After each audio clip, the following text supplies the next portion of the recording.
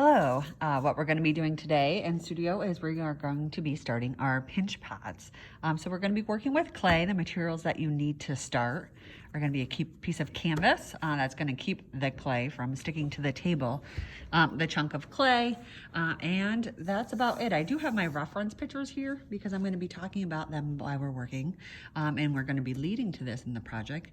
But for this step, the two main materials that I need are the canvas and the clay. All right, so the first thing I'm gonna do is I'm just going to kind of start pounding this into a circle shape. Now the moisture in clay is going to come out onto your hand. So we really wanna touch the clay the least amount as possible. Clay has many stages. We're working at right now in its soft stage where it's most pliable and flexible.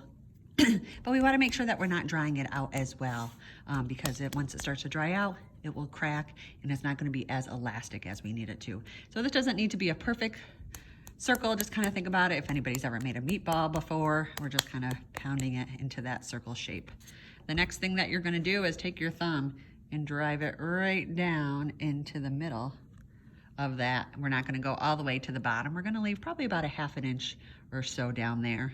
So making sure that you're not poking all the way through, just sticking it down. The next thing we're going to do is pinch.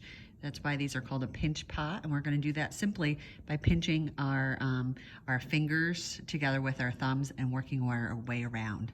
So I'm going to pinch and rotate, pinch, rotate, and just keep working that way around. You can see that I'm kind of keeping my hand tilted in because I don't want a plate. I want a pot or a bowl.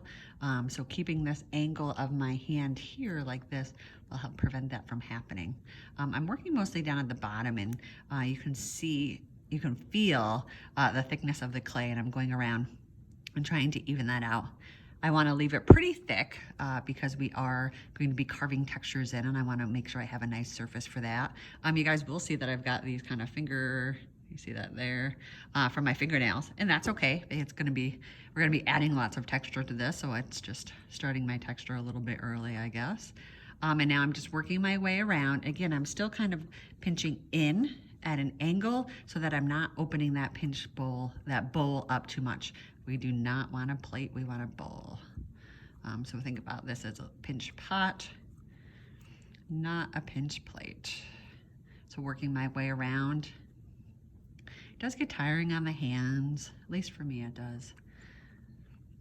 So I'm just feeling for some thick spots. I'm trying to even that up as I go along. I really haven't touched that top, you'll notice. I'm doing all my pinching on the sides. I want to leave that top. If I start working that too much, it's going to crack. We can see that there's a lot of texture, different kind of marks and things going on here, and that's okay for this assignment, like I said, because we're going to be adding texture to it. But I am just going to give it a little tap so that it has a flat bottom, and there we have is our pinch bowl, our pinch pot. To store them for the day, we always want to keep moisture in that bag until we're at the phase that we want them to dry out.